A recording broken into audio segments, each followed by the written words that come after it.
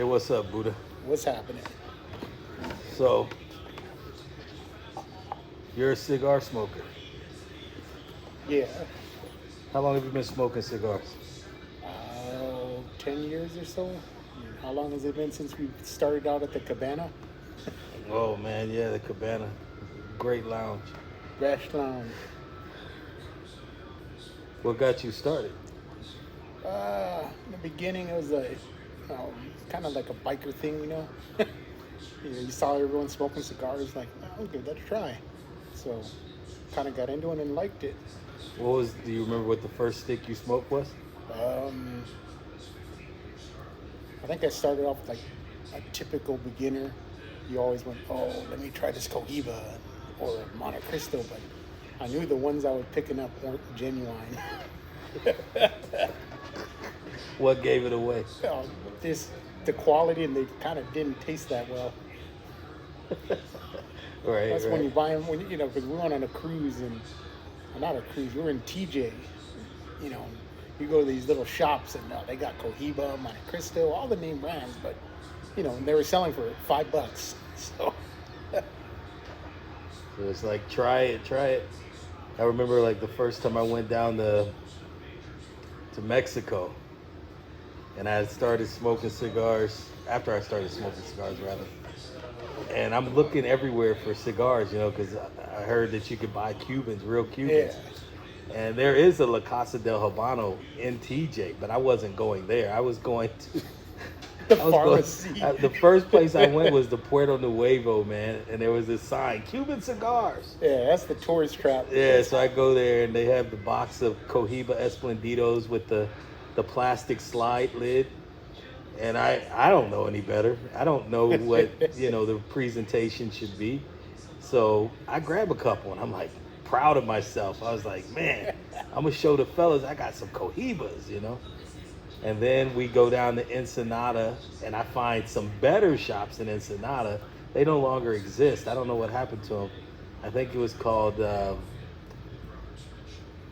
Cuba House or something. It was some weird name, but there were a couple of them, and their facade was like yellow and white, and they had like a lot of shiny chrome and stuff, and it was a nice looking shop.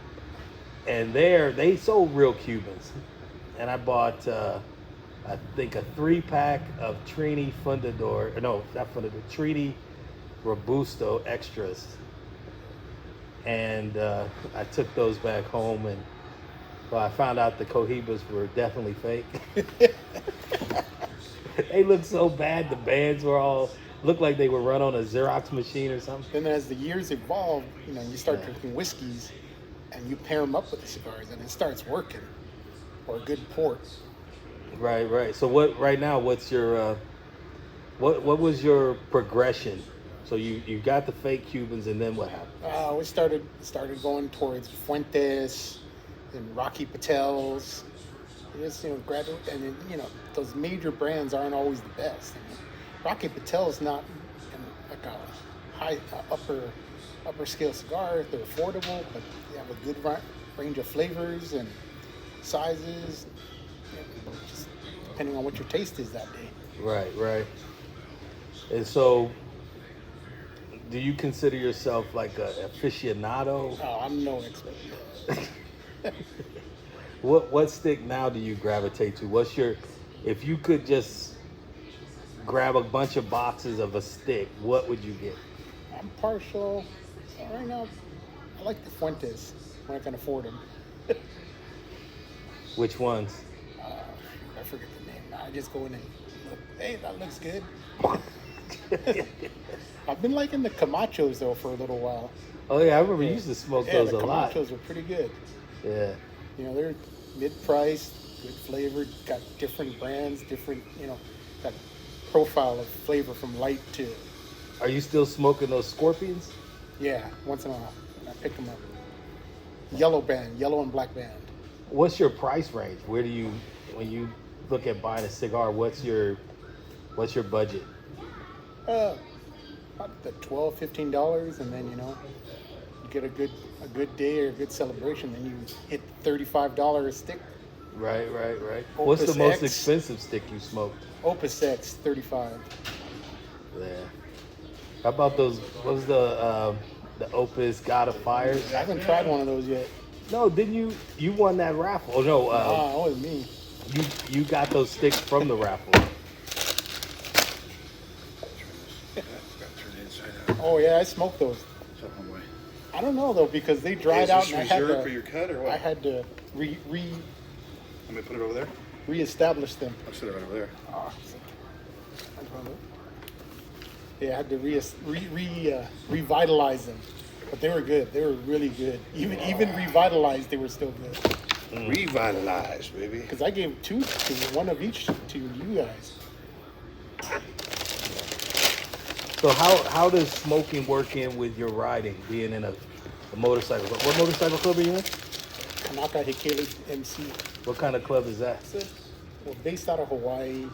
We're a family club, but we're all about riding and spreading aloha and making friends wherever we go.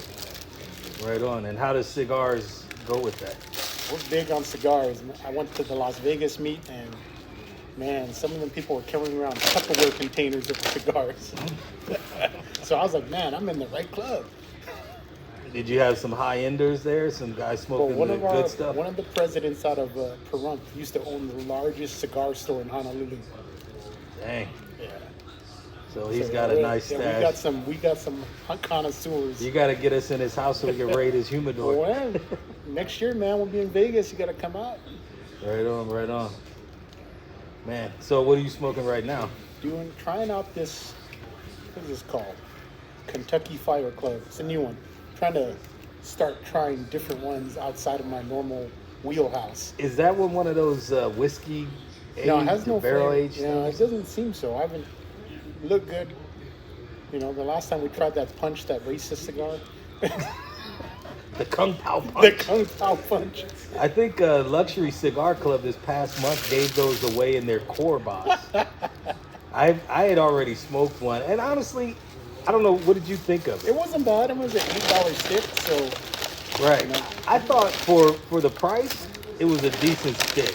Yeah. But I really bought it for the novelty of. Oh, so did I. I actually wanted to buy one of the tins? the kids. It's like a to-go container from a restaurant. It's like is. this is cool. It was too big. I couldn't put that in my Oh, humidor. my first reaction when I saw it, I was like, damn.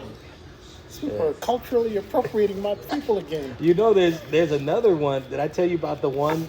They're the Chinese finger locks, like the finger cup or finger cuff link, whatever they call them. Yeah, they come wrapped with those little puzzle things. And then there's another one that's supposed to be coming out. I think Punch has a line of those Chinese. Are they? Oh, Yeah, man. I don't know if the next one's going to come in the same. Johnny to-go Walker, container. Johnny Walker's got a Chinese New Year blue edition, and that's $500. Well, now you got a lot of these clubs are doing this year. Last year, Liga Privada had Year of the Rat. Now they have Year of the Ox. Yeah. I found a box of the Year of the Ox. They go for $170. I just don't know if I want to spend it. It's like 8 sticks. I'm debating on whether I want to. I just rather find one single and that's that. Hungry? So Starving, bro. I don't know. Anybody hungry? Want another Well, burger? all right, brother. Since we got we got rudely interrupted by this guy smashing on his burgers over here.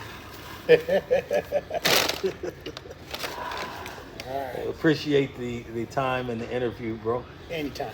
But we'll get back at it later.